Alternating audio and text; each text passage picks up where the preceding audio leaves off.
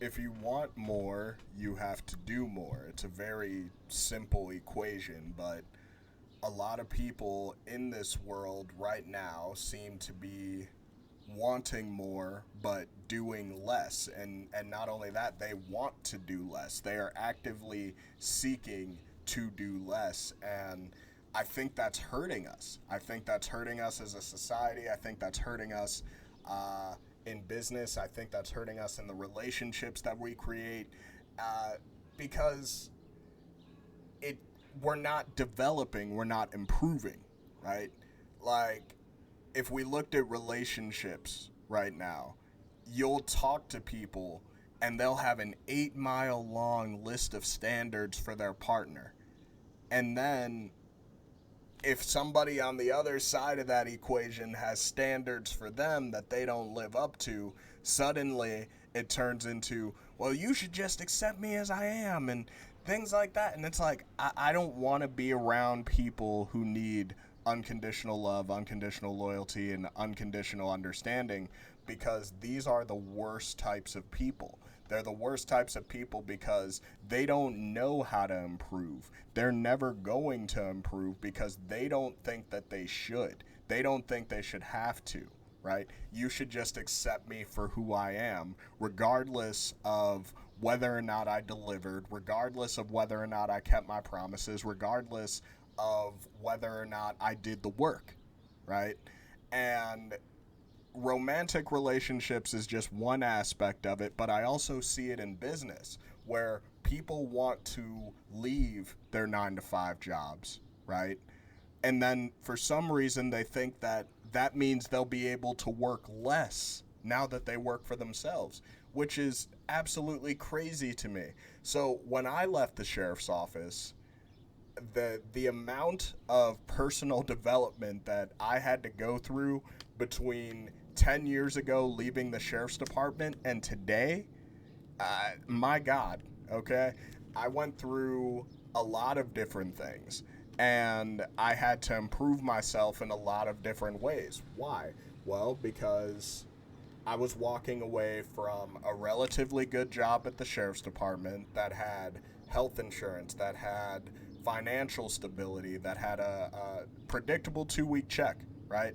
I had a retirement. I had the taxes taken out automatically. All I had to do was show up and work, right? But now that I've decided I'm going to quit my job and I'm going to do something else, well, now I have to be responsible for making sure my taxes are paid. I have to make sure that I'm responsible for getting health insurance. I have to make sure that I'm going out and I'm making sales or I'm marketing my business so that I can get money in the door and pay my bills. And in what world would I have been able to work less? It wouldn't have made sense. I had to work more. And when I was younger, I used to think that like I used to admire hardworking people. Like when I would see people like the Kobe Bryants of the world with insane work ethics that were just focused on the things that they wanted to do, I admired that. I respected that a lot. And I thought that a lot of people felt the same way, but instead, what I saw was when I started working really hard and pursuing the things that I wanted to get, I was met with a lot of negativity and hostility. Where it's like, oh, you're working too much, or all you do is talk about your business, that's cringe, and, just all the negative stuff that people say. But as I got older, I realized that that's just insecurity speaking because people want more, but when they see the person who's willing to do more, it causes them to assess themselves and say, wow, maybe I'm really not like that. And if they're the sort of person that's like, this is just who I am, they're never going to do that. They're never going to improve and they're never going to get better, right? So I think that we have to be willing to do more no matter what it is. And I think people are so afraid of putting out effort now because they're like, "Oh, well, what's the point?" The point is for you. The point is because your personal development is so important. And entrepreneurship is like personal development on steroids. So is a healthy relationship, right? Let me give you some examples. Um, when I was younger and I started my first business, I was about maybe 24, 25, something like that. It was about 10 years ago. And I had an ego through the roof. Okay, I had an ego through the roof. I didn't want to hear what people had to say. I was just gung ho, lots of bravado, lots of, I'm not trying to hear none of that. Let me just go win, right?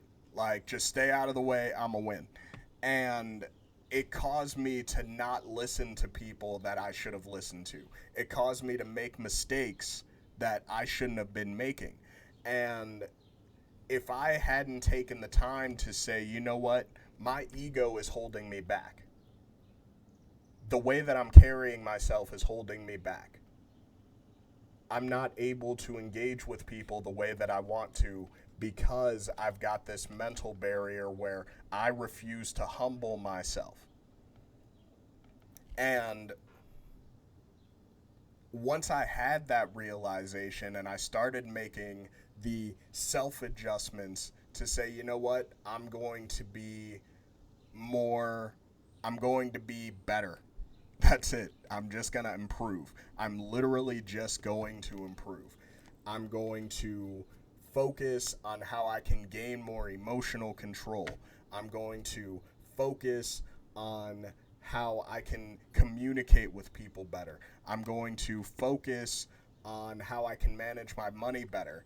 And in doing all of those things over the last 10 years, it's allowed me to live a life that a lot of people really only dream of. I mean, I get to travel whenever I want.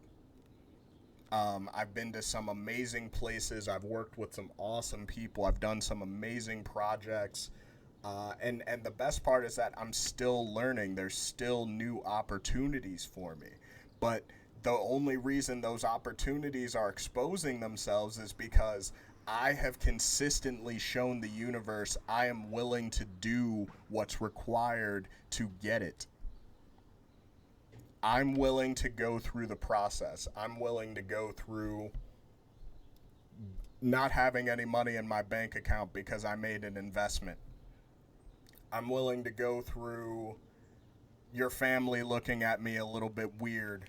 My family looking at me a little bit weird because I was working on holidays and I was living on my cell phone and I was keeping track of things and stuff like that. And I was kind of unbalanced. I'm the first one to admit that, but I don't think that at the time balance was something that I needed. It wasn't something that I wanted. What I wanted and needed was more out of life. I'm from Cleveland, Ohio. There's not a whole lot that's going on here, right? Like it's a cool little city, whatever. But I was a black kid growing up in Cleveland, Ohio, and the expectations for me were not very high, and I just knew that I wanted more. I just knew that I wanted to do more, be more, and that's ultimately what led me to get into entrepreneurship because I saw it as a vehicle to more. I saw it like, oh, if I can learn how to do this, I can earn more money. If I can learn how to do this, I can create these cool partnerships and friendships with people who can put me in new positions. If I can show value, people will be valuable to me. Like, it's an exchange, and it's a simple exchange. It's a simple equation. The more that you're willing to do, the more that you will probably get out. And if you're in an environment where you seem like you're doing more, but the more isn't being rewarded, that could be the indicator that maybe you're in the wrong place and you have to pivot, or maybe there's something you don't know yet and you need to learn. But we have to eliminate this beef with doing more. Because without doing more, everybody just winds up stagnated and sad. I mean, you hear these people, oh, the male loneliness epidemic and the this and the that. And then you go and talk to some of these men, and they have an 8-mile long list of standards about what their woman should be like, what their partner should be like, right? But then they get upset when the women on the other side have an 8-mile long list of standards and they don't live up to none of them, right? And then they want to get angry and talk about male loneliness and things like that, when it's really like, no, dude, you're an insecure and inadequate person because you won't develop yourself. You won't go through the process of learning how to be better. Like, what's the point? The point is to develop yourself. We're just playing this game called life, man. We're playing this game called life, and people don't want to raise their stats. I was an RPG kid when I played video games growing up. I used to love things like Final Fantasy and stuff like that, and a big part of those games was grinding, where maybe you were going through dungeons or killing dragons or whatever it was, and in doing so, you improved. You know, you would get better equipment, you would get better stuff, you would get higher numbers, you would get access to new levels of the game. It's the same way in real life, but we want to act like that's not the case. The more that you're willing to do and the more effort that you're willing to put in, the more intentional effort that you're willing to put in, the better that you're going to do. The better that your life is going to be, right? You have to say to yourself, what kind of life do I want? And then once you've honed in on what sort of life you want, now you have to take the steps to get there. And if you don't want to take the necessary steps to get there, that's fine. But don't look at the person who took the necessary steps and want what he has or want what she has. Because you didn't want it that bad. You genuinely did not want it that bad. And that might feel harsh to you, but if it feels harsh to you, that means there's probably some truth to it, right? Like, you're not willing to do the work. And it's just as simple as saying, I have to improve, I will improve. If you're willing to do more, you will get more. Stop overcomplicating the equation. Get more out of life. Focus. Develop yourself. Stop having beef with growth. Stop having beef with improvement. Because ultimately, the improvement, while your outer world will change, I think it was T. Harv Eker who said that your inner world creates your outer world, right? Your thoughts and your feelings and your image of self will shape the world that you see.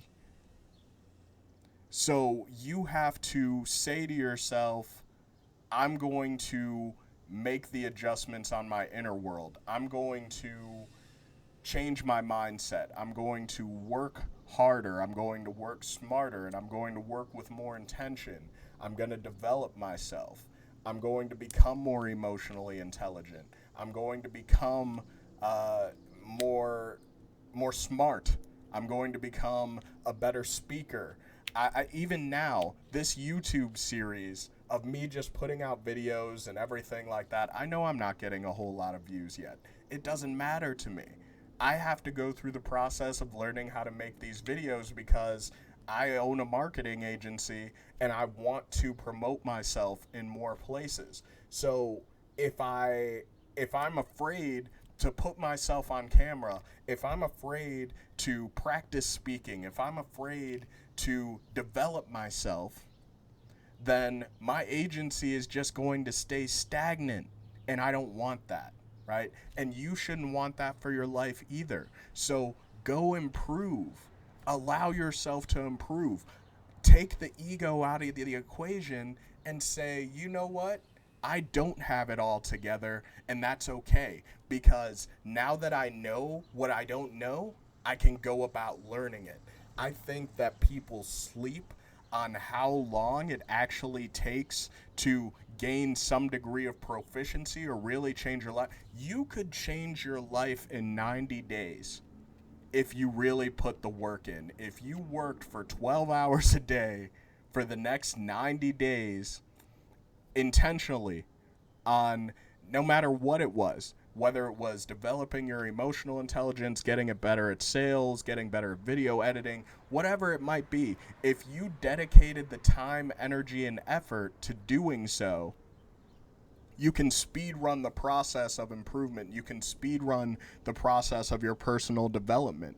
But it starts with not being afraid to admit that you're not where you want to be, that you might just be inadequate. And that's fine. The reason why you're so angry and so insecure is because you know that when you look in the mirror, you don't like what you see. When you hear yourself, you don't like how you speak. You know, when you sit down to sell a customer, you don't like how the sales process goes because you feel like you're not in control. But all of these things are things that could be developed and improved upon if you take your ego out of the equation. So, in conclusion, stop trying to do less, right? Like, it's important to do more. It's super necessary to do more. If you're gonna do more, if you want more, you're gonna have to do more. It's just that simple. It's a very simple equation. Stop overcomplicating it. I'm Charles. I'm from the balcony, and I'll talk to you guys on the next one.